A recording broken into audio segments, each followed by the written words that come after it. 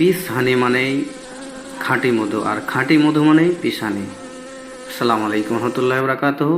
প্রিয় দর্শক, আমরা আপনাদেরকে পিস হানি এন্টারপ্রাইজের পক্ষ থেকে অগ্রিম ঈদুল আজহার মোবারকবাদ জানিয়ে শুরু করছি আমাদের কার্যক্রম।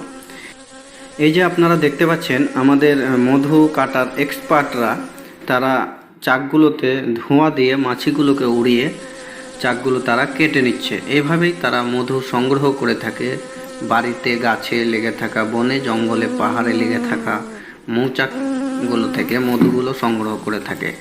যেহেতু আমাদের এনারা এক্সপার্ট, সেহেতু তেনারা যদি কোনো এক জায়গায় 10টা চাক থেকে মধু সংগ্রহ করে, আবার সেই 10টা চাকের মধ্যে 9টা চাক থেকেই আবার 1 মাস 1.5 মাস পর ততটাই পরিমাণ মধু সংগ্রহ করতে পারে।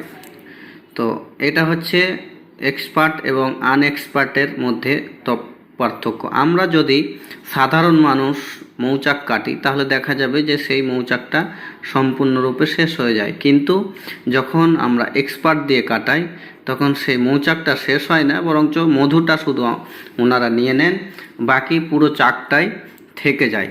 এইভাবেই আমরা কাজ করে আসছি দীর্ঘ 6 বছরেরও বেশি সময় ধরে খাঁটি পণ্য নিয়ে।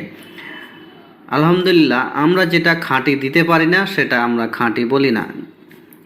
তাই খাঁটি মধু নিতে এক্ষুনি যোগাযোগ করুন স্ক্রিনে উঠে থাকা নাম্বারে, অথবা আপনি চাইলে আমাদের ওয়েবসাইট থেকে সরাসরি বুক করতে পারবেন আমাদের খাঁটি পণ্যগুলো।